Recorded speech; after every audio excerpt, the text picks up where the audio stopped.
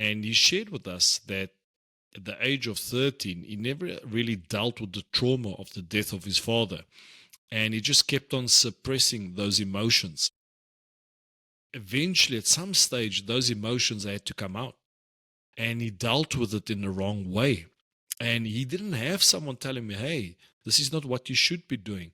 Or someone at least telling me, it's okay not to be okay. 100%. Just let it out, creating a space, a safe space, or as he would call it, a sacred space where you could go to and feel safe and comfortable, where you could deal with these emotions and deal with the pressure. And good day, everybody, and welcome to another episode on the Lessons from the Game podcast. And today is our short form episode where we'll be deep diving into the importance of mentorship, why rugby players, coaches, or purpose-driven human beings need a mentor, and most importantly, what the role of that is. But before we get stuck into this topic, I just like to say hi to my co-host, Ben. Ben, how are you doing, man? Yeah, I'm good, thanks, G. What about you, mate? You okay? Great, man. Great big week for us. We got the playoffs this weekend in the Champions Cup, so definitely looking forward to that one. So Yeah, big one. the main thing had to remain the main thing in the start of this week. So that's why we're doing this podcast only a bit later in the week. So, but yeah. It's good, mate. All right. Awesome, Ben. Anything else to share before we get started? Mate, no, busy week, bit of coaching, bit of, working on my drink, Sumakwa, which is going really well.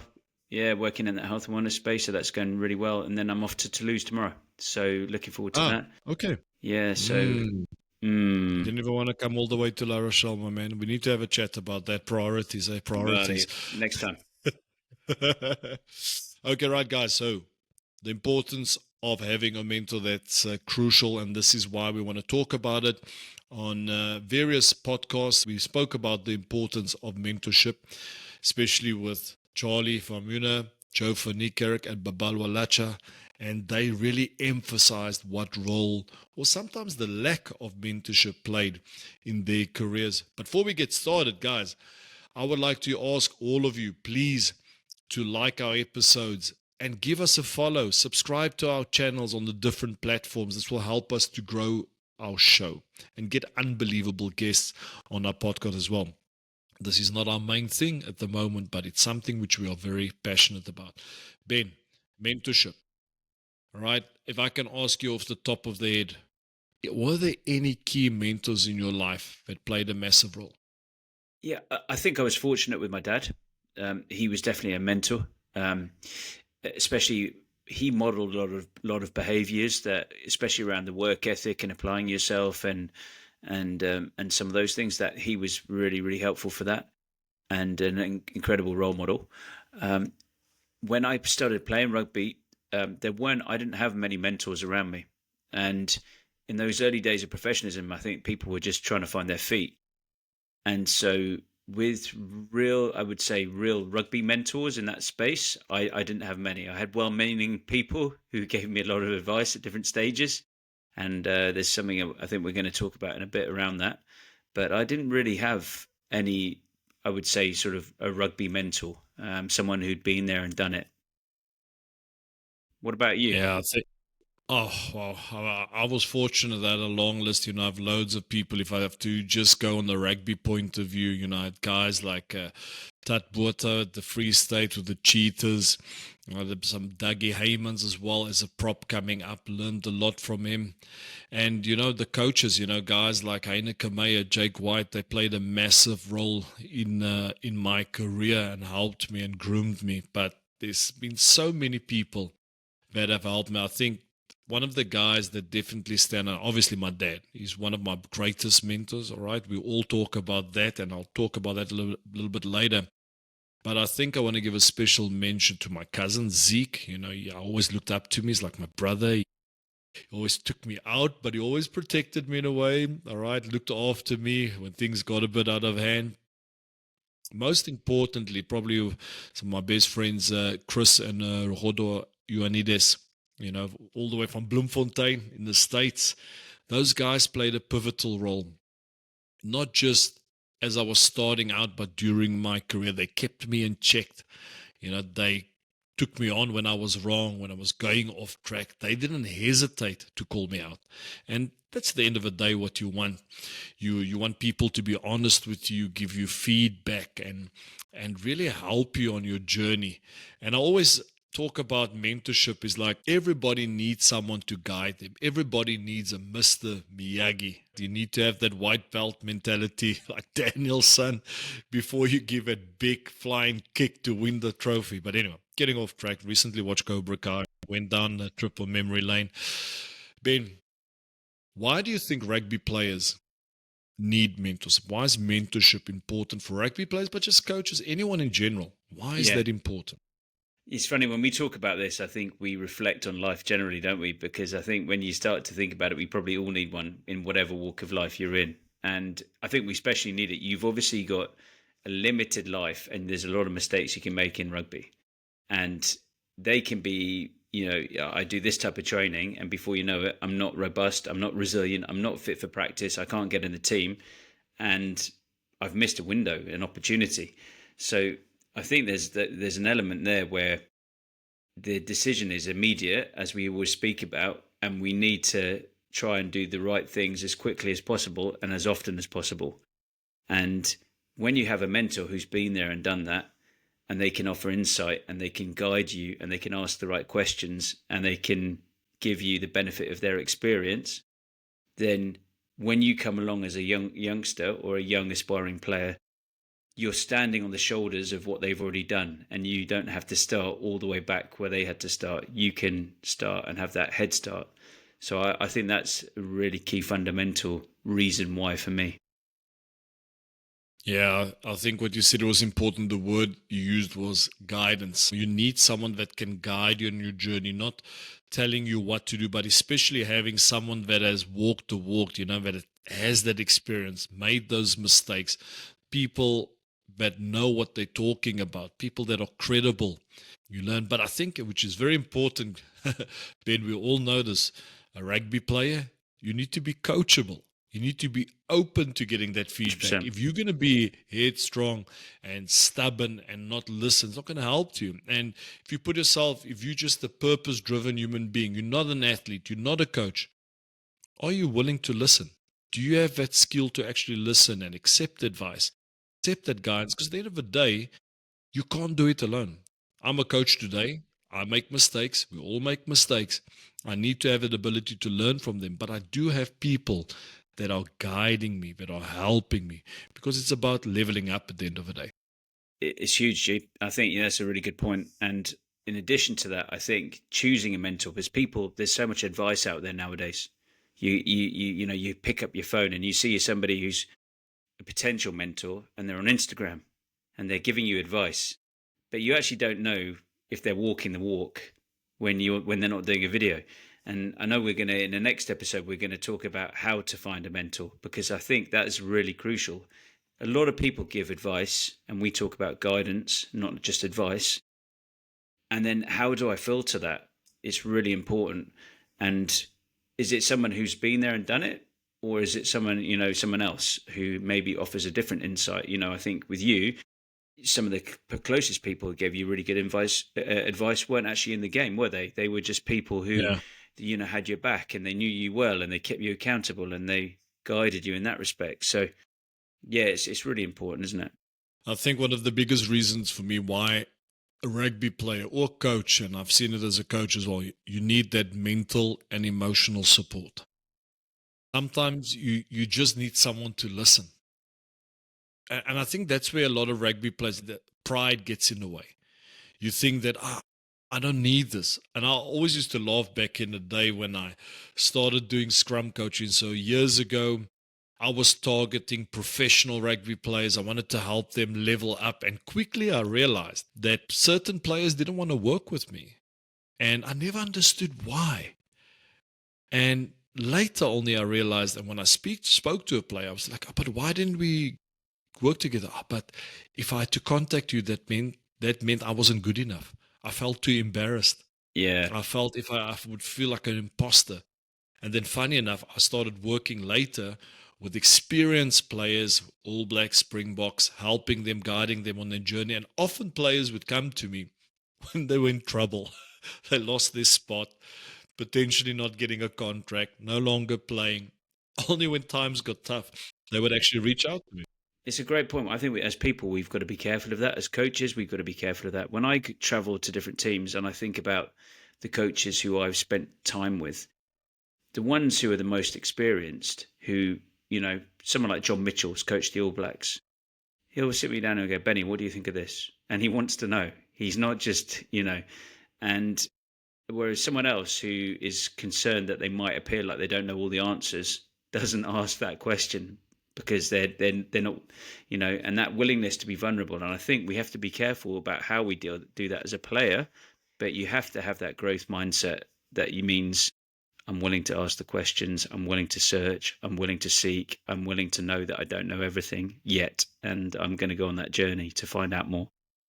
Yeah, I think if we have to come back to a rugby player, because sometimes you get rugby players, they are keen to learn. They want to learn, but they sometimes lost, and they tend to spend time on working on certain skill sets which won't help them right now to perform on the weekend or in the short term. There's certain things you need to do in order to achieve your long-term goals, but there are certain things you need to do right now so that you can get more game time, so you can get off the bench, get into that starting position, which is very important. And that's when it comes to skill development, or as the word which I've learned from you, skill acquisition. I feel so important when I say that, skill acquisition. It's so important. And also, rugby intelligence or game IQ. Learning how to manage the game, your tactical awareness. That's where mentorship comes in. How to pivot when time gets tough, how to adapt in those tough situations. Definitely, G. And I think that the mentor can be a number of different people. It might be one of your coaches, but it might be someone outside your immediate environment. And I think you and I, when we've coached a lot of different players across the all these different countries, one of the things that is a real danger I see is comparison. And players will compare themselves with other players, and they'll think, "What's that guy doing?"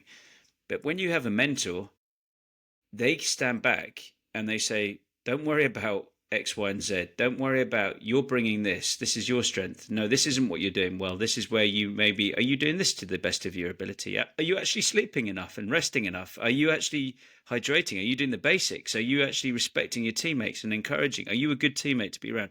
And they step back and they maybe take your eyes off looking at your teammates and getting distracted with comparison, which is such a dangerous thing to get, tangled in. And that's a beautiful role of a mentor when they can help you from that point of view as well. It's so true that you say that, sometimes your mentor can be outside of the field which you're struggling with because they just have a different way of looking at things. They have a better perspective. And I recently faced some challenges as a coach, and I was keen to learn. I was keen to evolve, looking for solutions. And I just got this one friend who I see as a mentor as well. And he just said these words to me.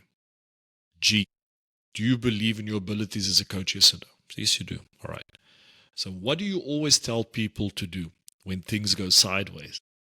He said, got to identify the problem. Then you got to focus on the solution. That's it. He said, G, you are focused on the problem, not the That's solution. Good, man. That's powerful. And that's the thing. Sometimes you just need someone to be Yeah, we all get tangled sometimes, don't we? And we just need a fresh pair of eyes looking at a problem that can ask us to look at it in a slightly different, from a different angle, maybe. Well, if you think about it, actually, what we're doing on this podcast, we're sharing insights, but there is also an angle, or not an angle, there's a side of it where we actually indirectly mentoring. That's where we're sharing our passion, we're sharing our experiences, we're sharing our journey. I always love the concept of the hero's journey. I don't know if you're familiar with that, Ben. It's used in movie scripts. I think in Star Wars, this was used. The hero's journey, in a nutshell, basically is someone that finds themselves in a tough position. And often you need to defend your village, but you're not strong enough. You don't have the skill set. You don't have the mindset or the mental toughness. And what do? you seek out a mentor. You've made that conscious decision to level up. You've made that conscious decision to take up arms and defend your village. And then you learn. Then you go, then you find your Mr. Miyagi. Then you do your wax on, wax off, and you do all the hard work before you acquire those skills. And I love that because the concept of the hero's journey is that you can potentially be down and out. You work on certain skills, and the journey that will be traveled might be tough, it might be hard, filled with obstacles, but with consistent efforts, you will eventually be able to achieve your goals. You will be able to defend your village. I know that sounds weird, but guys, read that up, The Hero's Journey. I think that's something that can definitely help you. It's good. It's good, G. I think what I just wanted to touch base, I think there's a lot of people that are on a position of they want a mentor, but they don't know how to go about it. If you can maybe just give them a few tips or guidelines on how to help someone, because sometimes the lines can get a bit blurry. And like you just mentioned, you need to be conscious on what information and what advice you're giving someone. Yeah, well, you just said guidelines, which is a great starting point. I was going to say, and I think it folds into this as well. Sometimes mentors aren't necessarily relatives or the closest person. Sometimes it's difficult to have those conversations with someone that close to you. Sometimes you need somebody who hasn't known you your whole life. I think that's really important. I don't know how you feel about that as well. No, great, but you touched base on something earlier where you said it's about asking the right questions. I often receive this whether it's in our team or the players or coaches that I'm mentoring online. Sometimes players will find themselves in a tough position where they have to make a choice. Do I stay with my team or do I move on to another team? And then I can't tell you what to do. Because if it's not the right decision for you, if it turns out badly, then it's on me. And it's not about not taking responsibility. You need to make it. And what I would often do when it comes to players, I'll ask the right questions. Okay, what is your vision? Are you in the right environment? In the current position where you're at, will that help you to achieve your goals? Will the people around you help you to level up? Will they help you to evolve, develop? And asking yourself, what do you want in life? What is your current relationship with your coach? What is your current relationship with your teammate? What are the benefits of moving? What are the benefits of staying? What are the consequences of leaving or staying? And asking those questions, allowing the person that you are mentoring to make their own decisions, because at the end of the day, they need to live with the consequences. Yeah, 100%. And I think when you go down that process, it's about knowing yourself better, reflecting as well. And we reflect on our training sessions, we reflect on our training schedules, say in the gym or whatever you're doing from an S&C point of view. But when you reflect like that and someone points a mirror back at you, you have to ask yourself some hard questions. Sometimes it's about, am I training hard enough? Am I not training?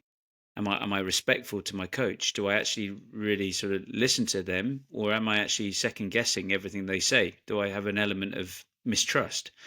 And when you reflect, also, as the example you just gave, it might be, actually, what am I trying to achieve here? Am I really happy doing this? Is this really where I want to be? And because sometimes I think when you start on the journey that as a professional athlete, or you've been trying to do something, it's never, it's not roses and sunshine the whole way. It's a hard, arduous process, and not everybody that embarks on that journey appreciates that at the start, and they think it's going to be something that's a lot easier than it is, because it's glorified and it's put up on a pedestal that it's going to be this romantic journey. But most of the time, away from the lights, it's much, much harder than anybody can understand, And so when you have somebody who can ask those hard questions, you have to reflect. You have to understand yourself better. And you go on a bit of an internal process to sort of come up with things. And that can only help you grow as an individual and then as a player, I think.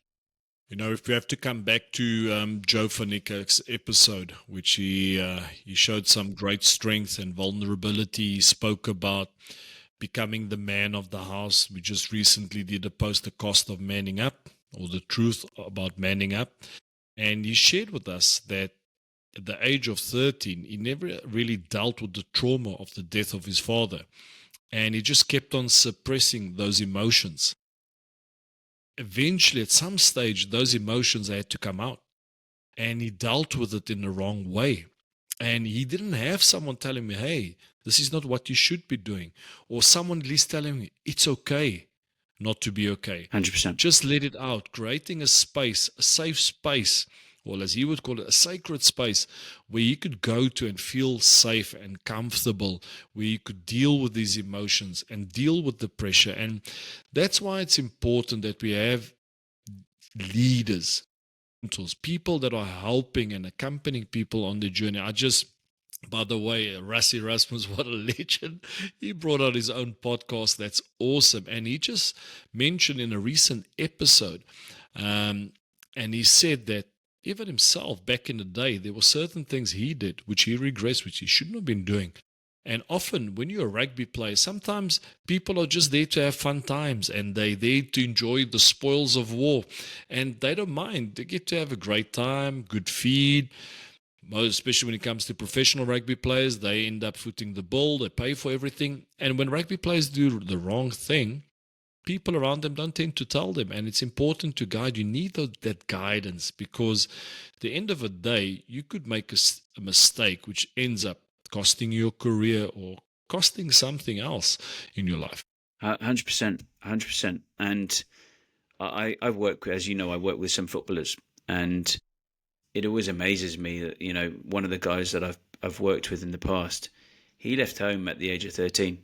He joined an academy, left his city. He's never left home. You know, he would see his family occasionally, but he then was looking after himself, fending for himself. He's been recruited, and I think adversely, you know, when you don't have a mentor around you, you can see he's got that, you know, with some of these guys, there's a level of mistrust of anybody that comes along, because the first person that typically gives them advice in that situation, who hasn't got a vested interest, they're a bit guarded, because suddenly there's an agent around. There's, you know, do these coaches, what are they getting? Have they got a reason to tell me this? And they develop a sixth sense, really, of who they can and can't trust. But it's quite sad. So when you do have an opportunity to get a good mentor, I think it's really important that you know, go through a really good process of understanding why I'm, you know, choosing this person, or why I invest time with this relationship, or why I open myself up and I'm vulnerable with these people. It's a really tricky process, but it's something, it's really valuable and important if you can do that. Yeah, you know, you just got me thinking. In actual fact, if you think about it, a boxing coach, you know, he's in the corner of a boxer. And when that boxer's in the fight, and sometimes he's just kind of out of it, he's just going on feeling and he's just doing his best. And what does a boxing coach tell his fighter? You stay in the fight. Or at some stage, the coach will tell him, you're done. You're done. If you go back in, you're going to die. All right. Or this coach who's in his corner will tell him, breathe, recover, relax. You got him. This is what you need to do. Boom, boom, boom. Be careful for his right hook. Be careful, he's going to do this. So it's kind of, I like that whole analogy, because that's in a way a mentor, you know, it's guiding you, helping, and also telling you when enough is enough, when it's time to do more. It's not so much someone telling you exactly what to do, but you also need to develop that ability in being able to listen to someone. Okay, why are they saying that? You know, instead, and I think which is very important, Ben, for people that are in a position of mentorship, you do not want to create friction. It's not about you. And sometimes people do abuse their power or their status, in the sense where people seek for mentorship and they tend up trying to create chaos. So I always tell players, when players ask me for advice, I said, the first thing you need to do is you need to listen to your coach. All right. If a player asks me for advice on the scrum, I said, okay, this is what I think we should do. But if that's your protocol, if that's your routine, you listen to your coach. I think that's very important. So that you can, even as a player or anyone receiving advice, you also need to not be ignorant. You need to be able to use this thing in your head called the brain and actually think for yourself as well. 100%. I think with one of the biggest things you'll get advice, as I said at the outset of this conversation, is how to filter. When people ask me what's one of the biggest skills you need to succeed in professional sport, I would say learning how to filter information. and look, because everybody's got advice. Everybody will tell you something. You're not, Yeah. you know, you need to do this, you need to do more of this type of training. You need to do less of this type of training. You actually should do this. You should play like this. You should carry the ball. You should stand in these channels. You should try and do this. You should, you know, and it's actually filtering, being able to filter, and in a respectful way, I'd suggest, you know, because you go, yeah, thank you, yeah, I'll process that, I'll analyze that, I'll think about that, I'll take that on board, sure, thank you. But then you filter and go, okay, actually I get what they're saying, but I don't think that's appropriate for me right at this moment. Yeah. Ben, I think we covered quite a bit. Before we give a summary of what we just spoke about, is there anything else you would like to add? No, I think it's really important that when we, you know, in a future episode, when we talk about what to look for in a mentor, how to find that person, what's a good sign, you know, that's going to be really important as a follow-up to this conversation as well. Okay, so guys, I'd just like to give you a summary. Even though this is just a conversational podcast, we do actually do some preparation for this. We want to make sure that we're giving you valuable information and content, because it's also a reflection of who we are, Ben. So it's not 100%. just about former players just putting a mic and just chatting, rambling about. We actually do take pride, and we actually do debrief our own episodes, giving each other feedback. It's always a bit of a laugh. Sometimes I'm too harsh on myself. Then Ben's like, gee, come on, man. Don't be, it was actually good. Or I'll do vice versa. But anyway. Vice versa as well, guys, yeah. Yeah. So anyway, guys, I just want to give you guys a brief summary. Why do rugby players, coaches, or purpose-driven human beings need mentors in their lives? 1, learning from experience. Okay, learning from people that have walked the path. 2, mental and emotional support. 3, skill development, skill acquisition, and game IQ. So your game could be your work. It can be your career. It could be your space at work. Then also someone that's giving you guidance in your career, being professional. That's very important. Then if you're on a position of being a mentor and helping someone and guiding someone, you need to be mindful of that as well. And here's a few tips. Be a guide, not a coach. Be a guide, not a coach. They have coaches in the job, in their teams. So make sure that's what you're doing. And it's also just being an accountability partner, just checking in. Did you do this? You said you were going to do this. Did you do it? These were the goals you set out for the week. Did you achieve them? Did you chase them? Were you aggressive with your goals? Were you consistent with your efforts? And then number 3, confidence booster. Someone encouraging and inspiring.